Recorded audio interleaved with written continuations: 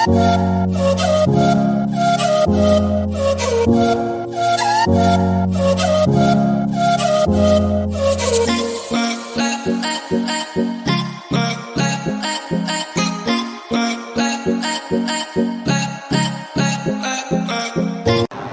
Very good evening to all of you. Welcome back to online शिक्षण। मैं हूं आपके साथ अंजलि बालियान। आप सभी का स्वागत है आपके अपने यूट्यूब चैनल ऑनलाइन शिक्षण पर। फ्रेंड्स, ये आपके लिए एक वन लाइनर की फॉर्म में सीरीज़ चलाई जा रही है 1000 क्वेश्चंस की, जो कि आपके पिछले या प्रीवियस एग्ज़ाम्स में पूछे जा चुके हैं रेलवे के। तो उन्हीं सब को लिस्टेड करके आपके सामने प्रेजेंट किया जा रहा है। और दोस्तों, जैसे कि आप सभी जानते होंगे कि रेलवे के क्वेश्चंस जो है बहुत ज़्यादा रिपीट होते हैं, क्योंकि इसमें काफ़ी सारी शिफ्ट्स होती है और बहुत दिनों तक एग्ज़ाम चलता रहता है। तो क्या होता है कि वही क्वेश्चन बार बार रिपीट होकर के आपके सामने आते हैं, बस तरीका थोड़ा चेंज हो जाता है और कई बार तो तरीका भी चेंज नहीं होता। तो इसी को देखते हुए आपके लिए प्रीवियस ईयर जितने भी पेपर्स हुए हैं 10-15 साल के, उन सभी में से कुछ क्वेश्चंस कलेक्ट किए गए हैं जिनके आने के रिपीट होने के चांसेस हैं। उन्हीं को हमने आपके सामने प्रेजेंट किया है और हम अभी कंप्लीट कर रहे हैं साइंस को। ठीक है, पहले हम साइंस सब्जेक्ट के सभी 1000 क्वेश्चंस जो कि वेरी इंपॉर्टेंट है उन सभी को करेंगे, उसके बाद अलग सब्जेक्ट पर चलेंगे। ठीक है, कोई भी जीके जीएस कोई भी सब्जेक्ट लेंगे, फिर उसके 1000 क्वेश्चंस कंप्लीट करेंगे। तो चलिए शुरू करते हैं आज की क्लास को। इससे पहले आपकी 9 क्लासेस पूरी हो चुकी है। अगर आपने उन्हें मिस किया है तो आप प्लेलिस्ट में जा करके देख सकते हैं। तो चलिए दोस्तों देखते हैं पहला क्वेश्चन क्या है। विद्युत फ्यूज मिश्रण होता है, यानी जो इलेक्ट्रिकल फ्यूज होता है वो किस किस धातु के मिश्रण से बना होता है। ठीक है गाइज, आपको बताना है कौन सी मिश्रित धातुओं से मिलकर के बनता है इलेक्ट्रिक फ्यूज या विद्युत फ्यूज। तो दोस्तों ये 3 धातुओं से मिलकर बना होता है जिन्हें हम मिश्रित धातु कहते हैं, तांबा, टिन और शीशा। ठीक है, इन तीनों से मिलकर बना होता है। कौन कौन सी? तांबा और टिन और तीसरी कौन सी है? शीशा। ठीक है गाइज, इनसे मिलकर के बना होता है आपका इलेक्ट्रिक फ्यूज। आगे बात करते हैं, हीटर का तार बना होता है, यानी जो हीटर का तार होता है तो वो किस धातु का बना होता है? वो बनता है नाइक्रोम का। ठीक है, नाइक्रोम धातु का मिलकर नाइक्रोम धातु का जो है बना होता है हीटर का तार। ठीक है गाइस, समझ आया आप सभी को? चलिए अगला क्वेश्चन देखते हैं।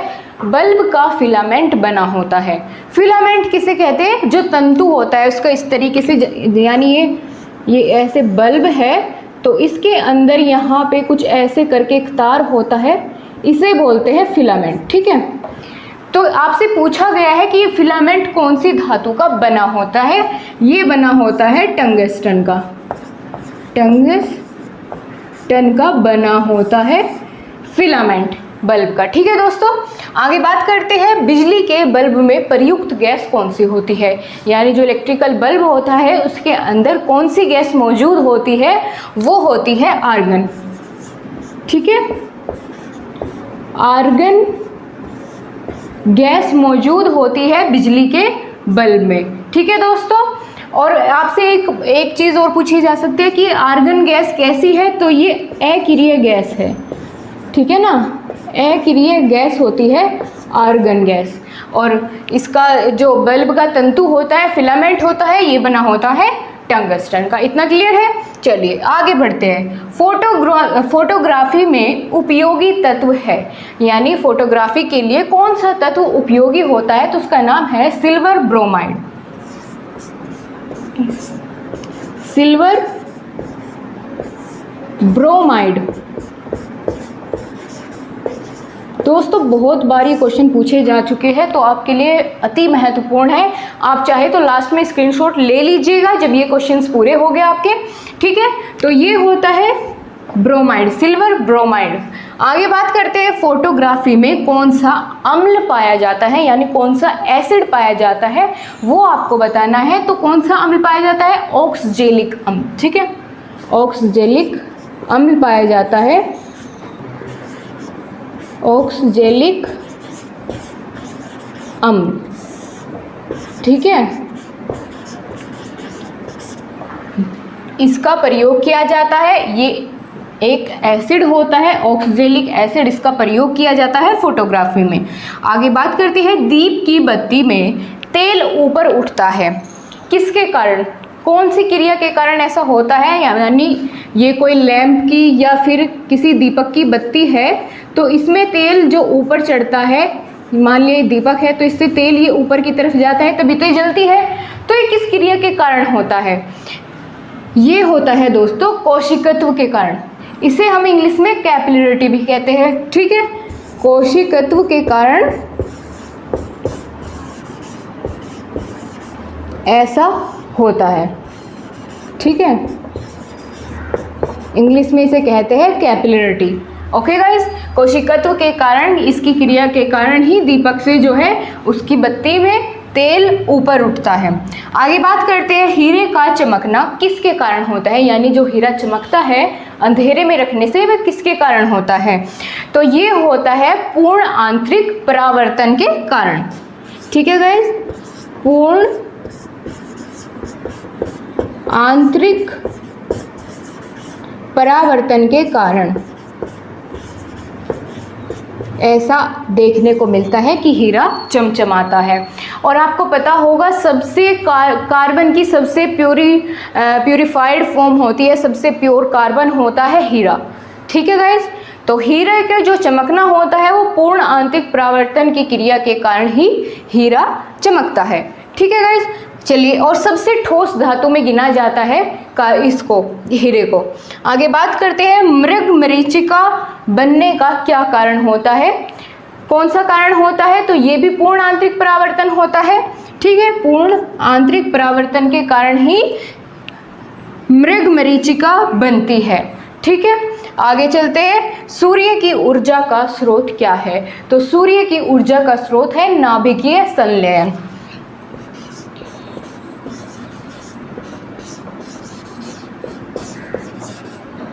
संलयन,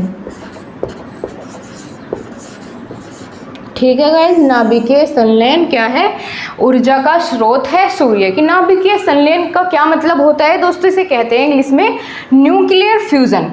इसका क्या मतलब होता है, जब दो या दो से अधिक जो है न्यूक्ली आपस में मिलकर के एक नया जो है नया नाभिकीय तैयार करते हैं तो उस प्रक्रिया को कहते हैं नाभिकीय संलयन। यानी दो या दो से अधिक जो है न्यूक्ली मिलकर के एक नया बड़ा न्यूक्ली की फॉर्मेशन करते हैं, ये होता है न्यूक्लियर फ्यूजन, ठीक है। आगे बढ़ते हैं, रॉकेट की गति आधारित होती है किस नियम पर, यानी जो रॉकेट की गति है ये उदाहरण कौन से नियम का उदाहरण है, ये न्यूटन का, तो ये होता है दोस्तों संवेग संरक्षण के सिद्धांत पर, संवेग संरक्षण के सिद्धांत पर कार्य करता है, ठीक है। रॉकेट की गति आधारित होती है संवेग संरक्षण के सिद्धांत पर। चलिए आगे बढ़ते हैं, इधर देखते हैं कौन कौन से आपके लिए इंपॉर्टेंट क्वेश्चंस है। निकट दृष्टि दोष दूर किया जाता है, निकट दृष्टि दोष क्या होता है, इसमें जो जिसे भी ये बीमारी होती है निकट दृष्टि दोष, इसको दोस्तों इंग्लिश में हम बोलते हैं मायोपिया, ठीक है। इसका मतलब ये है कि उसे दूर की वस्तु जो है साफ नहीं दिखाई देती, पास की वो साफ देख सकता है, यानी जो उसका रेटिना होता है उसके पहले ही उसकी इमेज बन जाती है, रेटिना से पहले ही। यानी जैसे ये आँख है, यहाँ पे रेटिना होता है, इमेज एक्चुअल में यहाँ बननी होती है, लेकिन क्या होता है वो इमेज उससे पहले ही बन जाती है यहाँ। तो ये क्या होती है, मायोपिया में होती है ये कंडीशन की इमेज जो है रेटिना से पहले ही बन जाती है। इसको इंग्लिश में बोलते हैं मायोपिया, यानी निकट दृष्टि दोष। इसमें क्या होता है कि आप पास की वस्तु तो देख सकते हैं लेकिन दूर की वस्तु साफ नहीं दिखाई देती, वो ब्लर हो जाती है, धुंधली धुंधली, ठीक है। तो उसको ठीक करने के लिए किस लेंस का प्रयोग किया जाता है वो पूछा गया है, तो उसमें दोस्तों अवतल लेंस का प्रयोग किया जाता है, ठीक है। अवतल लेंस का प्रयोग किया जाता है निकट दृष्टि दोष को दूर करने के लिए। अब एक बात हो रही है, अवतल लेंस कैसा होता है, ठीक है, इसमें बड़ा कन्फ्यूजन होता है कि कौन सा अवतल लेंस है और कौन सा होता है उत्तल लेंस। तो ये होता है अवतल लेंस और इधर वाला ये है उत्तल लेंस। और निकट दृष्टि दोष को दूर करने के लिए अवतल लेंस का प्रयोग किया जाता है। निकट दृष्टि दोष को मायोपिया कहते हैं। इसमें क्या होता है, इमेज जो है वो रेटिना से पहले ही बन जाती है। ठीक है, आगे बढ़ते हैं। निकट दृष्टि दोष का कारण क्या होता है? निकट दृष्टि दोष का कारण क्या होता है, यानी किस कारण से ये होती है, निकट दृष्टि दोष क्यों होता है? अगर वैसे जनरली कारण पूछा जाए तो ये होता है अगर ज़्यादा टीवी देखते हैं, ज़्यादा पढ़ाई करते हैं, इस वजह से। ठीक है, लेकिन क्या होता है, इससे फ़र्क क्या पड़ता है कि जो आँख का लेंस होता है हमारा नेचुरली वो मोटा हो जाता है, उससे फोकस की दूरी कम हो जाती है। यानी जो हमारी आइज़ में अपना लेंस होता है खुद का, वो मोटा हो जाता है और फोकस दूरी कम हो जाती है। ये इसका कारण है, लेंस का मोटा होना और फोकस दूरी कम हो जाती है। ठीक है, ये इसका रीज़न है। ओके, आगे बढ़ते हैं। दीर्घ दृष्टि दोष दूर किया जाता है, यानी हाइपरमेट्रोपिया। दीर्घ दृष्टि दोष क्या होता है? हाइपरमेट्रोपिया। ये कैसे दूर किया जाता है? तो इसमें आप उत्तल लेंस का प्रयोग करते हैं। निकट दृष्टि दोष में अवतल का, तो इसमें किसका करेंगे? उत्तल लेंस का प्रयोग किया जाता है इसको ठीक करने के लिए। ठीक है गाइज, उत्तल लेंस का, इसको इंग्लिश में क्या बोलते हैं? हाइपरमेट्रोपिया। इसमें तो मायोपिया में क्या कंडीशन थी कि इमेज रेटिना से पहले बन जाती है, लेकिन इसमें क्या होता है, इसमें थोड़ा उल्टा होता है। इसमें रेटिना के भी पीछे जाकर के इमेज बनती है यहाँ। ठीक है, ये होती है हाइपरमेट्रोपिया की कंडीशन। आगे बात करते हैं, परमाणु बम किस सिद्धांत पर आधारित होता है? एटॉमिक न्यूक्लियर बम, सॉरी, ठीक है, न्यूक्लियर बम कौन से सिद्धांत पर आधारित होता है? तो ये होता है नाभिकीय विखंडन पर। ठीक है दोस्तों, नाभिकीय विखंडन।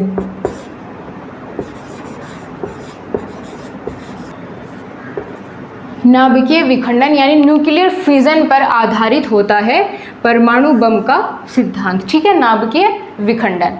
क्लियर है इतना? आगे बढ़ते हैं। हाइड्रोजन बम किस सिद्धांत पर आधारित होता है? अब अभी आपने क्या पूछा?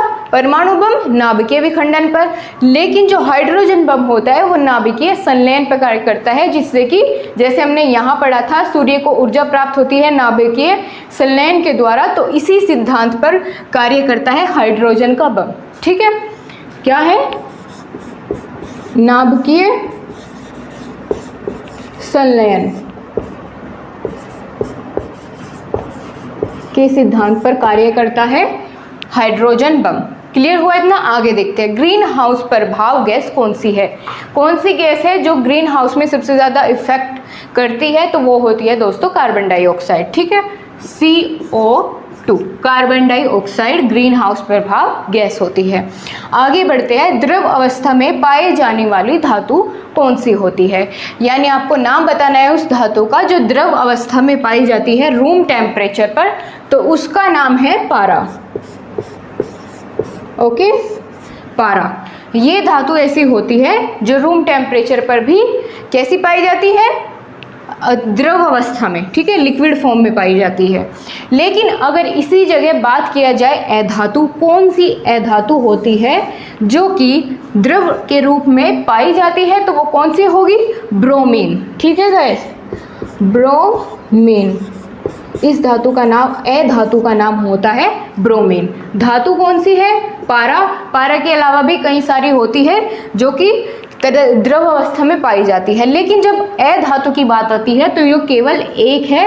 ठीक है, एक ही अधातु ऐसी है जो तरल अवस्था में पाई जाती है, द्रव अवस्था में पाई जाती है, उसका नाम है ब्रोमीन। क्लियर हुआ इतना यहाँ तक? आगे बढ़ते हैं। विद्युत धारा मापी जाती है, यानी विद्युत धारा को किस में मापते हैं? इसको मापते हैं आमीटर में। क्लियर है गाइस? मीटर में मापते हैं विद्युत धारा को। क्लियर? आगे देखते हैं, अदिश राशियां हैं, यानी अदिश राशि कौन सी होती है? जिनकी कोई दिशा नहीं होती है। तो आपको वही बताना है कि कौन कौन सी राशियां होती है जो अदिश राशि होती है। तो ये होती है कार्य, समय, ताप, ऊर्जा और चाल। ठीक है, कार्य, समय, ताप, ऊर्जा और चाल, ये सभी कैसी होती है? अदिश राशियां होती है। ठीक है गाइस, ये अदिश राशियां होती है, यानी इनकी कोई दिशा नहीं होती है। और बात करें सदिश राशि कौन कौन सी होती है, तो ये होती है त्वरण, बल, विस्थापन, संवेग, ये सभी आती है सदिश राशि के अंतर्गत। ठीक है, कौन कौन सी? त्वरण, संवेग, विस्थापन, ये सब होती है सदिश राशि, यानी इनकी दिशा निश्चित होती है। ठीक है गाइस। अच्छा, तो आप अब सोचेंगे कि अदिश और सदिश को, अभी इंग्लिश वाले मीडियम वाले बच्चे होंगे उन्हें समझ नहीं आ रहा होगा कि अदिश राशि क्या, सदिश राशि क्या। तो अदिश राशि होती है स्केलर क्वांटिटी और सदिश राशि होती है वेक्टर क्वांटिटीज। ठीक है, तो स्केलर क्वांटिटीज कौन कौन सी है? कार्य, समय, ताप, ऊर्जा और चाल। और वेक्टर क्वांटिटीज कौन कौन सी है? त्वरण, संवेग, विस्थापन। ठीक है, और बल भी इसी में ही आ जाता है, बल। ये सभी होती है सदिश राशियां। इतना समझ आया आपको? चलिए अब फटाफट से रिकैप करते हैं, आप भी साथ साथ आंसर देते हुए चलिएगा, देखते हैं आप कितना सीखे हैं। ओके गाइस, विद्युत फ्यूज मिश्रण होता है किस किस धातु का? तो तांबा, टिन और सीसा, इन तीनों धातुओं के मिश्रण से मिलकर के बनता है विद्युत फ्यूज। आगे बात करते हैं, हीटर का तार बना होता है, ये बना होता है नाइक्रोम धातु का। और बल्ब का फिलामेंट टंगस्टन का बना होता है। बिजली के बल्ब में प्रयुक्त गैस कौन सी होती है? तो वो होती है आर्गन। आर्गन एक अक्रिय गैस होती है। फोटोग्राफी में उपयोगी तत्व कौन सा होता है? वो होता है silver bromide. Okay guys, photography में कौन सा अम्ल प्रयोग किया जाता है? तो ऑक्सैलिक अम्ल का प्रयोग किया जाता है। और जो दीप की बत्ती होती है उसमें तेल का ऊपर चढ़ने का क्या कारण होता है? तो ऐसा होता है कोशिकत्व क्रिया के कारण। ठीक है गाइस, हीरे का चमकना किसके कारण होता है? पूर्ण आंतरिक परावर्तन के कारण ऐसा होता है। और मर्ग मरीचिका भी इसी के कारण ही दिखाई देती है। आगे, सूर्य की ऊर्जा का स्रोत होता है नाभिकीय संलयन। और रॉकेट की गति आधारित होती है संवेग संरक्षण के आधार पर। ये दूसरा नियम होता है गति का, संवेग संरक्षण का आधार। ठीक है, संवेग संरक्षण दूसरा नियम होता है न्यूटन का। आगे बात करते हैं, निकट दृष्टि दोष दूर किया जा सकता है अवतल लेंस से। और दीर्घ दृष्टि दोष यानी हाइपरमेट्रोपिया, ये उत्तल लेंस से दूर किया जा सकता है। निकट दृष्टि दोष का कारण क्या होता है कि जो आंख का लेंस होता है वो मोटा हो जाता है और फोकस की दूरी कम हो जाती है। ठीक है गाइज, आगे देखते हैं। और क्या होता है इसमें पास की चीज़ें तो हम साफ देख सकते हैं, लेकिन जो दूर की वस्तुएं होती है वो ब्लर दिखती है। आगे बात करते हैं, परमाणु बम का सिद्धांत होता है नाभिकीय विखंडन। और हाइड्रोजन बम का सिद्धांत होता है नाभिकीय संलयन। ग्रीन हाउस प्रभाव गैस है कार्बन डाइऑक्साइड। और द्रव अवस्था में पाई जाने वाली धातु होती है पारा। और द्रव अवस्था में पाई जाने वाली अधातु कौन सी होती है? ये होती है ब्रोमीन। एकमात्र अधातु है ये जो द्रव अवस्था में पाई जाती है। ठीक है दोस्तों, क्या नाम है इसका? ब्रोमीन। विद्युत धारा मापी जाती है आमीटर में। और अदिश राशियां कौन कौन सी है? कार्य, समय, ताप, ऊर्जा और चाल। और सदिश राशि के अंतर्गत कौन कौन सी आती है? त्वरण, संवेग, विस्थापन और बल। ठीक है गाइज, तो आज की क्लास में इतना ही। कल फिर से आपसे मुलाकात होगी कुछ नए इंपॉर्टेंट क्वेश्चंस के साथ। तब तक के लिए अपना ध्यान रखिए, खुश रहिए। Bye bye, take care.